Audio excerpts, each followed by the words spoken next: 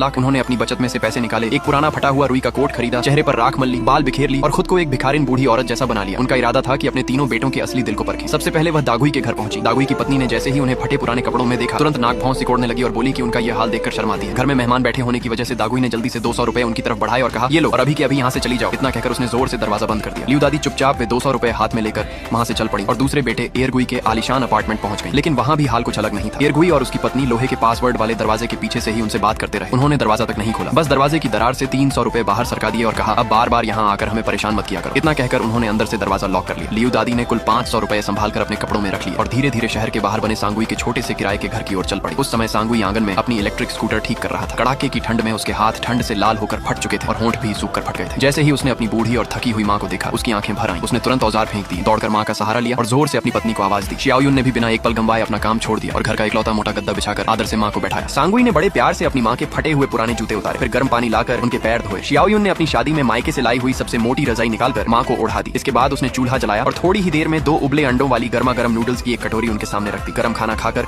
Liu दादी का शरीर तो गर्म हो गया, लेकिन उनके दिल की ठंडक नहीं गई। बरसों से दबा हुआ दर्द अचानक बाहर आ गया और उनकी आंखों से आंसू निकलकर सीधे खाने की कटोरी में गिरने लगे। सांगुई ने माँ का हाथ कसकर पकड़ लिया और प्यार से कहा, माँ अब आप यहीं हमारे साथ रहिए, जब तक मेरे पास खाने के लिए एक निवाला भी होगा। आपको कभी भूखा या ठंड में नहीं रहने दूंगा। उस रात पति पत्नी ने घर की इकलौती मोटी रजाई माँ को दे दी और खुद 2 पतली रजाइयां ओढ़कर जैसे तैसे रात बिताई। आधी रात को लियू दादी की आंख खुली तो उन्होंने दोनों को धीरे धीरे बातें करते सुना। वे अगले दिन कोयला खरीदने और माँ के लिए नए गर्म जूते लेने की योजना बना रहे थे ताकि उन्हें सर्दी न लगे। सांगुई की सेवा और सच्चे दिल की पूरी तरह परीक्षा लेने के लिए लियू दादी ने एक और झूठ बोला। उन्होंने कहा कि कई साल पहले उन पर 60,000 रुपए का कर्ज चढ़ गया था और अब उसे तुरंत चुकाना पड़ेगा। सांगुई ने बिना एक शब्द शिकायत किए अपनी साइकिल रिपेयर की दुकान की सबसे कीमती मशीन बेच दी। वहीं शियाओयुन ने अपनी शादी की सोने की अंगूठी गिरवी रख दी। दोनों ने किसी तरह पूरे 60,000 रुपए इकट्ठे किए और बिना हिचकिचाए माँ के हाथ में रख दी। कुछ दिन बाद लियू दादी ने फिर कहा कि उनकी पुरानी बीमारी दोबारा